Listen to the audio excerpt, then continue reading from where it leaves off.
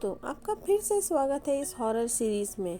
दोस्तों, आज हम भोपाल के शिवपुरी में स्थित 2100 साल पुराने किले की बात करेंगे। कभी यह स्थान बहुत खूबसूरत हुआ करता था, लेकिन आज इसे शैतानी रूहों ने अपने कब्जे में ले लिया है। यह आत्माएं इतनी खतरनाक और दुष्ट हैं कि दिन ढलते ही जो भी व्यक्ति अपनी मौजूदगी यहाँ दर्ज करवाता है, उसे अपना शिकार बना लेती है। बहुत से लोग जिन्हें आत्माओं और पारलौकिक शक्तियों और शैतानी ताकतों जैसी किसी भी चीज़ पर विश्वास नहीं होता, वह ऐसी बातों को मनगढ़ंत मानकर झुठला देते हैं। लेकिन यह भी सच है कि किसी के झुठलाने से या टाल देने से सच नहीं बदलता। भोपाल में शिवपुरी में स्थित 2100 साल पुराना यह किला ज़माने पहले बेहद खुशनुमा हुआ करता था, लेकिन अब यहाँ रात को या दिन में भी कोई आने का साहस नहीं करता। लोगों का कहना है कि यहाँ रात के समय घुंघरूओं की आवाज़ें आती हैं, जो दूर दूर तक लोगों को सुनाई देती है। स्थानीय लोगों का कहना है कि दिन ढलते ही यहाँ महफिल जमती है, जिसमें प्रेत आत्माएं शामिल होती हैं, और जिन जिन लोगों ने उस महफिल को देखा, उनकी तुरंत मौत हो गई।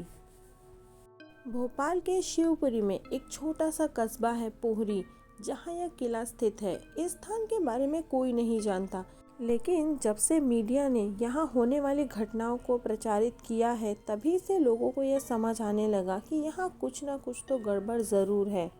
वे लोग जो भूत प्रेत और आत्माओं के होने जैसी बातों पर यकीन नहीं करते, अब वो भी इस किले को श्रापित समझने लगे हैं।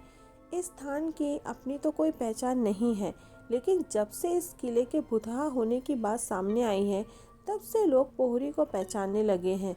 पहले इन किले में दिन में स्कूल भी चला करता था, लेकिन जब बच्चों ने वहाँ कुछ अजीबोगरीब हरकतें महसूस की, तो वहाँ स्कूल लगना भी बंद हो गया। यह किला वीर खांडेराव का है। लोगों का कहना है कि यहाँ जो महफिल जमती थी, वह वीर खांडेराव की सभा है। वही रात के समय अपनी नर्तकियों के साथ महफिल जमाते हैं। यहाँ रात को आत्माएं पूरे किले को अपने कब्जे में ले लेती हैं, और घनी झाड़ियों के बीच घिरे इस जंगल में अगर गलती से भी कोई रात के समय यहाँ आ गया, तो उसका हश्र अच्छा नहीं होता। स्थानीय लोगों का यह भी कहना है कि 2100 वर्ष पुराने इस किले में वीर खांडेराव का डेरा था, लेकिन उनकी मृत्यु के बाद यहाँ कोई परिवार टिक नहीं पाया। कहते हैं एक परिवार ने यहाँ रहने का साहस किया तो पहले दिन ही घर की महिलाएं अजीबोगरीब हरकतें करने लगी। उन्हें तंत्र विद्या से ठीक करवाया गया।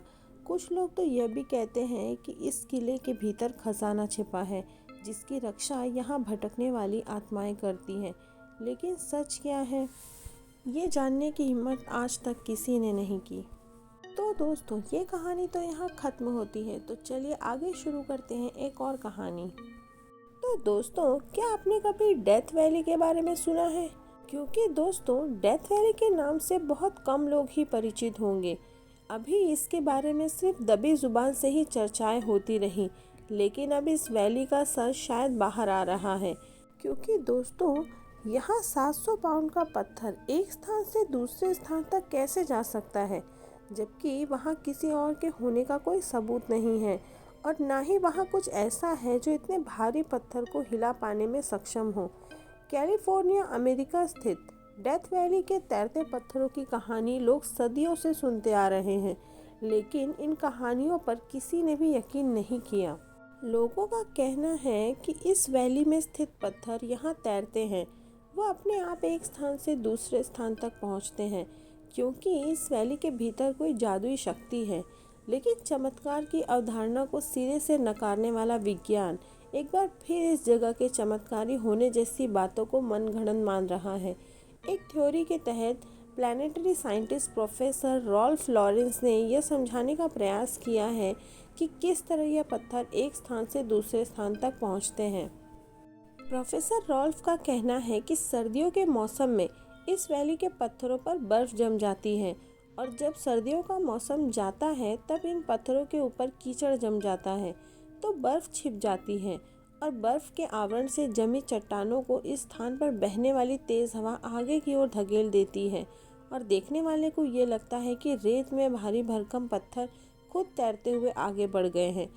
जबकि सच कुछ और ही है। प्रोफेसर रॉल्फ कहते हैं कि जब किसी चट्टान के ऊपर बर्फ की चादर चढ़ जाती है तो उस चट्टान में मौजूद तरल पदार्थों को स्तर बदलते तापमान के साथ साथ बदलते रहता है और चट्टान आगे पीछे होने लगती है, जिससे यह आभास होता है कि यह चट्टान रेत में तैर रही है।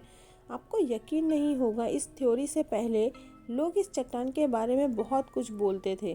कोई कहता था कि इन चट्टानों में जादुई शक्तियाँ हैं, तो कोई स्थान को एलियन या तंत्र मंत्र से श्रापित मानता था। अब आपको हो सकता है इस बात पर हंसी भी आ जाए कि लोग इस स्थान पर मौजूद पत्थरों को अपने घर भी ले गए थे, क्योंकि वह उन्हें चमत्कारी मानते थे। इस थ्योरी के साबित होने के बाद भी आज भी लोग इसे तंत्र विद्या या श्रापित स्थान ही मानते हैं। तो दोस्तों, ये कहानियाँ यहाँ ख़त्म होती हैं। मैं उम्मीद करती हूँ ये कहानी आपको अच्छी लगी होगी। इसी तरह और भी कहानियाँ सुनते रहने के लिए चैनल को लाइक करें, शेयर करें और सब्सक्राइब ज़रूर करें। धन्यवाद।